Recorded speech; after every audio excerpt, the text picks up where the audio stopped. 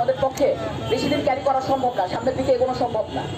যে ঘটনাটা ঘটেছে রাজশাহীতে ন্যাক্কারজনক যে ঘটনা টাঙ্গাইলের মির্জাপুর এলাকাতে, আপনারা যদি একটু পত্রপত্রিকা ঘাটেন আপনারা সবাই দেখবেন যে 2022 সালে একই হাইওয়েতে ঠিক একই রকম ভাবে বাসের মধ্যে গণধর্ষণ হয়েছে এবং সেখানে এক নারীকে ধর্ষণ করা হয়েছে।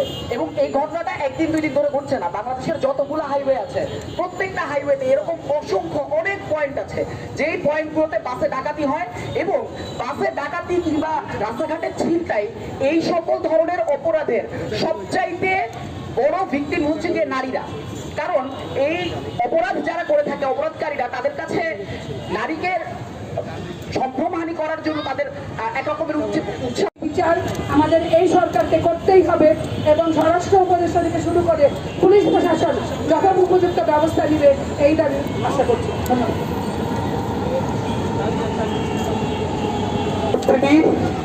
আজকে সহিংসতা নারীর উপর একটা বাসে প্রায় 50 জন যাত্রীর সামনে সংঘটিত ঘটেছে।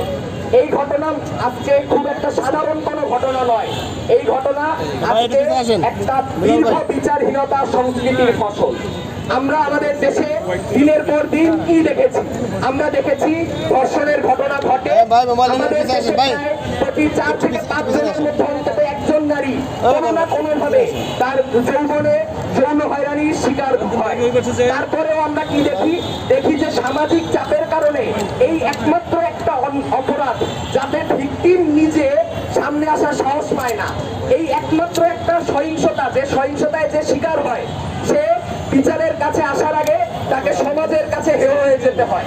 আজকে চিন্তা করুন, আপনার বাসায় যদি চুরি হয়, আপনার কাছ থেকে যদি কোনো কিছু ছিনতাই হয়, তাহলে আপনার আশেপাশের সকল মানুষ আপনাকে সহমর্মিতা জানায়। কিন্তু আমাদের সমাজ ব্যবস্থায় আমরা কি দেখি?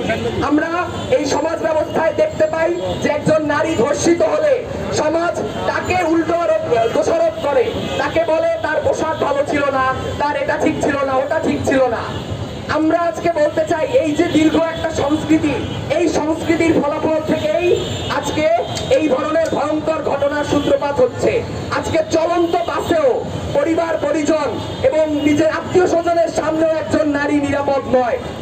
আমরা মনে করি যে রাষ্ট্র তার 50% বেশি নারীদের অধিকার দিতে সক্ষম নয়, সেই রাষ্ট্র দিয়ে আমরা কি করব?